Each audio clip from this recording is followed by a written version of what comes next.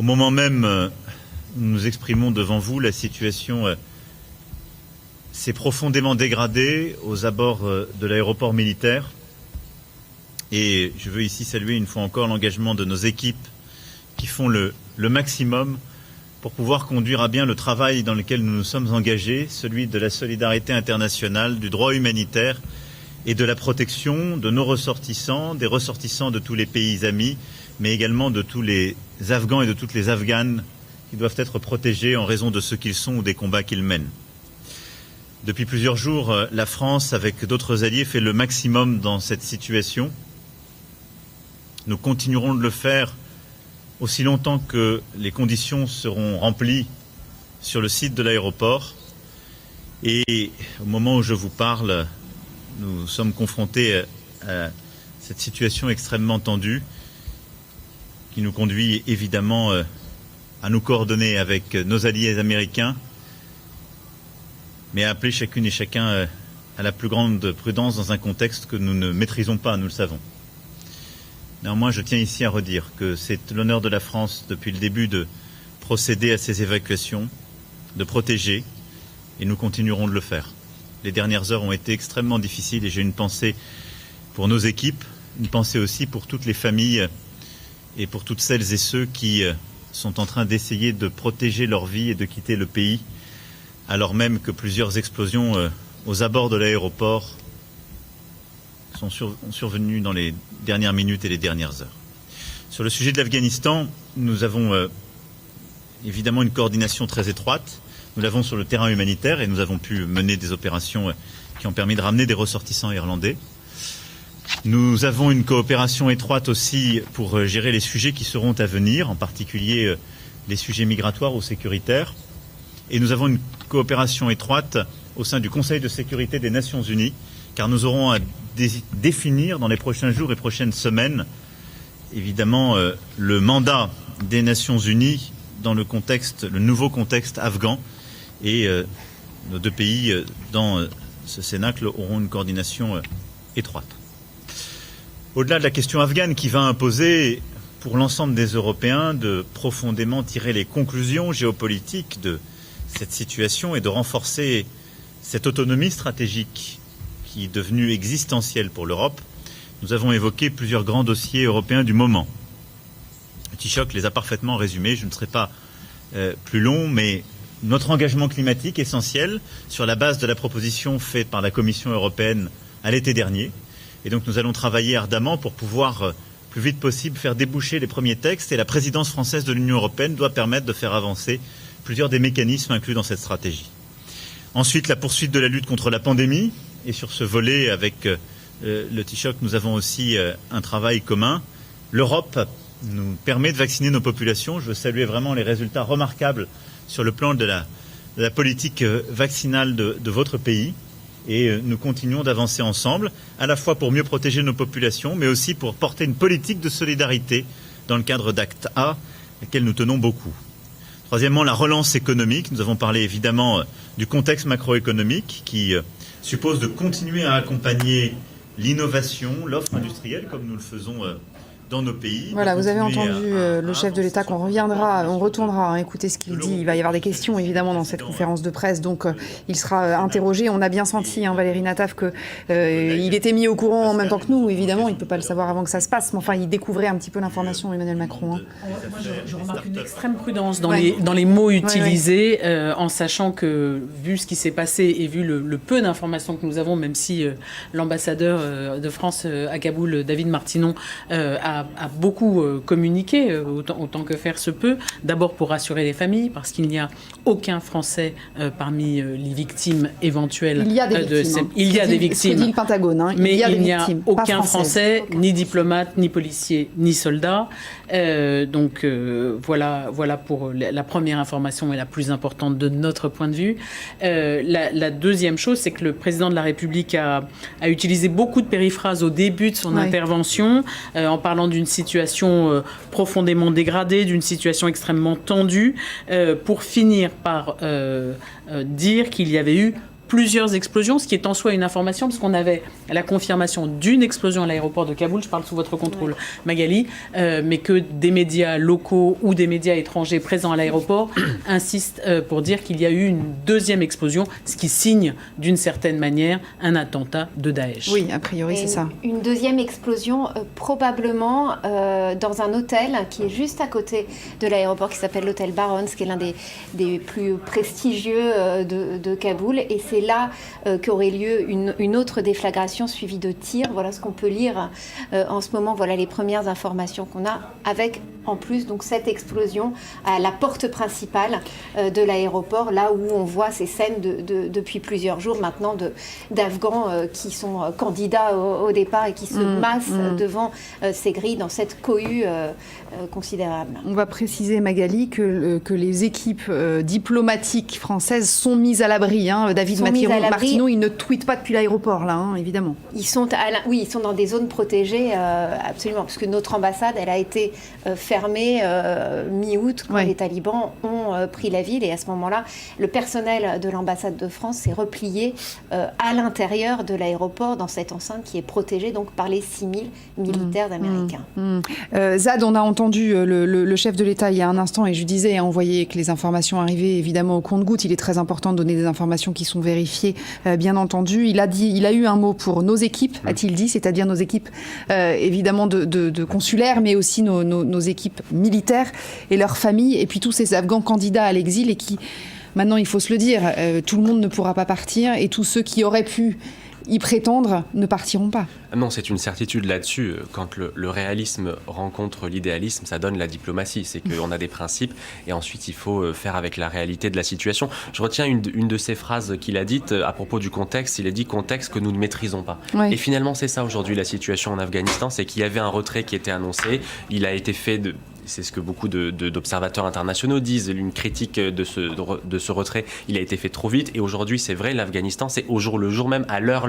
La communauté internationale est quasiment partie de l'Afghanistan. Alors il y a, et c'est important de le dire, la diplomatie française qui fait un travail absolument remarquable, parce que c'est des hommes et des femmes qui risquent leur vie pour faire en sorte que des Afghans qui le souhaitent puissent partir et faire en sorte que nous ayons les dernières informations. Mais oui, quand le président dit c'est un contexte que nous ne maîtrisons pas, il fait référence en effet aux deux explosions qu'il a évoquées à l'aéroport de Kaboul, mais de manière générale à l'état du pays, parce qu'en effet nous n'avons pas plus d'informations et on navigue à vue dans un brouillard diplomatique et militaire qui est ce qu'il est en Afghanistan. Alors ce que vous voyez sur votre gauche, c'est donc Emmanuel Macron qui est à Dublin, la conférence de presse qui est en cours. Alors il s'est exprimé rapidement sur l'Afghanistan.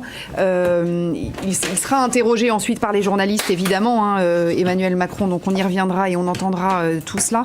L'image à votre droite, c'est Kaboul en direct, l'image en direct de Kaboul, où donc, je vous le rappelle, plusieurs explosions, nous a dit le chef de l'État, je parle sous votre contrôle, Magali. Plusieurs explosions avec des victimes ont été entendues. On a vu tout à l'heure cette image avec la colonne de fumée au-dessus de la zone de l'aéroport de Kaboul. Alors manifestement, il y a une explosion près d'une porte de l'aéroport et une explosion dans un hôtel où des gens étaient mis à l'abri, d'après ce que vous aviez l'air de dire tout à l'heure. Alors, près d'un hôtel avec des suivis de tirs. C'est ce qu'on voit en ce moment de la part des journalistes sur place qui tweetent. Il faut bien comprendre, la menace, là, elle vient de Daesh, de l'État islamique.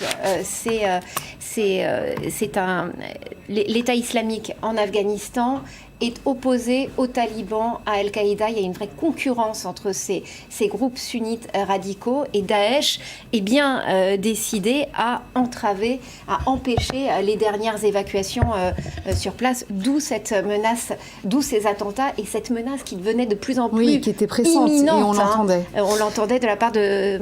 C'est ce que disait en tous les cas le Pentagone. Je vous donne la parole dans une seconde, Valérie. Je voudrais juste préciser à nos téléspectateurs, notre débat de 17h, évidemment, n'aura pas lieu parce que on va rester sur cette actualité-là et qu'on veut entendre le chef de l'État, bien entendu. Ceci dit, Françoise Degois et Barbara Lefebvre sont là. On va vous entendre dans une seconde. D'abord, le chef de l'État, Emmanuel Macron. Pour ne pas les abandonner. Est-ce qu'une ambassade va rester opérationnelle, ouverte, et avec un ambassadeur sur place? Et puis il y a des informations selon lesquelles il y a eu plusieurs explosions à bord de l'aéroport. Vous avez évoqué cette question dans votre propos liminaire. Il y aurait des victimes. Est-ce que vous avez des informations? S'agit-il d'une attaque terroriste? Merci beaucoup pour toutes ces questions sur un sujet éminemment grave. Bon, d'abord, je n'ai pas plus d'informations que vous sur les explosions aux abords de l'aéroport. En effet, nous avons eu confirmation de ces explosions. Les circonstances sont encore extrêmement confuses, donc je serai ici très prudent et je n'ai aucun bilan humain à communiquer au-delà de ce qui est partagé par vos confrères qui sont sur place. Nous avons eu des échanges évidemment avec nos équipes, mais qui ne permettent pas d'apporter plus d'informations compte tenu du degré de confusion. Mais il est évident que la tension monte beaucoup. Nous connaissions tous ce risque depuis le début, compte tenu de la confusion qui règne à Kaboul et de la tension qu'il y a depuis le début au sein de l'aéroport militaire. Et les prochaines heures continueront d'être extrêmement risquées à Kaboul et à l'aéroport. Pour ce qui est de l'ambassadeur et des équipes, comme vous le savez, l'ambassadeur, l'ensemble de ses équipes, plusieurs autres Français, nos policiers nos forces spéciales sont sur le site de l'aéroport militaire et ils ont vocation à quitter le territoire afghan dans les derniers vols que nous effectuerons en fonction justement des créneaux qui nous seront donnés par nos alliés américains et donc dans les tout prochains jours. Compte tenu des raisons de sécurité, l'ambassadeur français ne restera pas pour le moment en Afghanistan. Il demeurera ambassadeur, ce qui veut dire que nous continuerons d'avoir un ambassadeur et une équipe, une ambassade, parce que nous ne reconnaissons pas un régime, mais reconnaissons un pays et nous continuons à travailler avec un pays. Par contre, pour des raisons sécuritaires, il opérera depuis Paris, durant le temps que nous jugerons nécessaire pour assurer pleinement la sécurité de celui-ci et compte tenu aussi des garanties que nous obtiendrons des talibans. Sur la situation humanitaire, ce que nous avons pu faire, où nous en sommes et les prochains jours et prochaines semaines. Je veux d'abord dire que la France fait son travail humanitaire depuis des années, à deux égards. La France, comme je l'ai rappelé le 16 août dernier à nos compatriotes, à la différence de beaucoup de nos alliés, la France s'est militairement retirée depuis décembre 2014 du théâtre afghan. Donc nous ne sommes plus militairement engagés sur le conflit depuis cette date, après 13 années d'implication. Ce qui fait que depuis cette date, nous avons progressivement protégé celles et ceux qui nous avaient aidés ainsi que leurs familles lorsqu'ils s'étaient manifestés. Ceci nous a conduit à protéger environ 850 ressortissants afghans, ce qu'on appelle donc les auxiliaires de l'armée française, avec leurs familles, sur les dernières années. La deuxième chose que nous avons fait ces dernières années, c'est que nous avons reçu des réfugiés afghans qui se sont présentés, comme dans tous les pays d'Europe. Mais la France a été l'un des pays les plus sollicités et le pays d'Europe, parmi les pays d'Europe qui apportent la protection asilaire la plus importante. Sur les 3 dernières années, nous avons eu environ 10 000 Afghanes et Afghans qui sont arrivés sur le sol français, ont fait une demande d'asile. Nous avons octroyé l'asile environ, en moyenne par an, à 7 000 Afghanes et Afghans. Je le dis dans le moment où nous avons ces débats, parce que la France a fait son devoir et n'a pas attendu cette crise du mois d'août 2021 pour le faire. Deuxièmement, après les déclarations des États-Unis d'Amérique, nous n'avons pas fait partie de celles et ceux qui pensaient que la situation pouvait s'améliorer. Nous avons donc anticipé les opérations d'évacuation des personnels locaux de nos ambassades et de leurs familles. Ça nous a d'ailleurs parfois été reproché, si vous vous en souvenez à l'époque, c'est-à-dire dès le mois d'avril et le mois de mai, et je m'en félicite.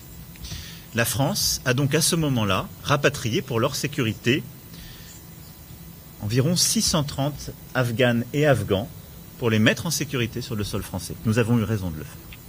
Ensuite, depuis qu'il y a une situation d'urgence, nous avons protégé environ 2600 Afghanes et Afghans. Enfin, plutôt, nous avons évacué 2600 personnes, parmi lesquelles 125 Françaises et Français, 40 ressortissants non français, et donc toutes les autres personnes, plus de 2000, étant des Afghanes et des Afghans qui étaient en situation de risque. Et donc nous avons fait tout ce qui était en notre pouvoir pour accéder à ces personnes, pour les aider à ensuite aller de leur lieu de vie jusqu'à l'aéroport, et ensuite pour les prendre en charge dans les vols que nous avons octroyés, avec également un grand courage, et je veux le saluer ici, de nos policiers français et des équipes qui restaient à l'ambassade de France, puisque nous avons procédé à une opération extrêmement délicate, il y a maintenant quelques jours, qui a permis de protéger plusieurs centaines de personnes qui étaient encore à l'ambassade, sans protection internationale par ailleurs. Au moment où nous nous parlons, nous avons 20 bus avec des ressortissants, plutôt binationaux, et plusieurs personnes afghanes et afghans en danger que nous souhaitons pouvoir rapatrier. Plusieurs de ces bus sont dans la file d'attente qu'il y a dans la zone à l'extérieur de l'aéroport. Et donc nous sommes confrontés au désordre, au chaos que j'évoquais tout à l'heure. Et donc nous allons faire le maximum pour que toutes ces personnes que nous avons pu prendre en charge mais qui ne sont pas arrivées dans l'enceinte de l'aéroport militaire puissent y accéder et puissent être ensuite évacuées vers les Émirats arabes unis et la France. Ça représente plusieurs centaines de personnes en danger encore. Je ne peux pas aujourd'hui vous garantir que nous arriverons à procéder à ces opérations parce que la situation de sécurité n'est pas sous notre contrôle. Et donc nous allons continuer en lien avec nos alliés, tout particulièrement nos alliés américains, et dans une discussion qui de toute façon s'est aujourd'hui construite sur le site de l'aéroport et à proximité avec les talibans, nous allons tout faire pour pouvoir les ramener. Ensuite, la France a fourni des certificats, des titres, aux personnes que nous avons identifiées comme en risque, pour aujourd'hui pouvoir rejoindre l'aéroport et être prises en charge, mais nous continuerons de le faire. Et donc ce qui fait que nous allons construire, en lien avec nos alliés, les voies et moyens, après le 31 août, d'assurer des opérations humanitaires qui auront forcément une nature différente, qui seront plus ciblées, mais pour continuer de protéger les magistrates, les magistrats, les avocates, les avocats, les journalistes, les intellectuels, et toute personne qui est menacée en raison des combats qu'ils mènent et de ce qu'ils sont, pour continuer à leur permettre de quitter le sol afghan. Ce sera évidemment une autre nature d'opération, parce que nous n'aurons plus l'aéroport militaire et son contrôle, sa sécurité. Et donc nous allons construire cela avec en particulier nos alliés. C'est la discussion que nous avons eue il y a 2 jours au G7. Nous verrons les options qui restent possibles. Il est trop tôt aujourd'hui pour que je puisse vous apporter une précision. Pour ce qui est en notre contrôle, nous avons fait passer ces titres. Donc nous avons un suivi, nous savons où sont ces personnes. Nous continuerons de le faire pour les personnes qui nous sont signalées. Ensuite, nous serons dépendants des solutions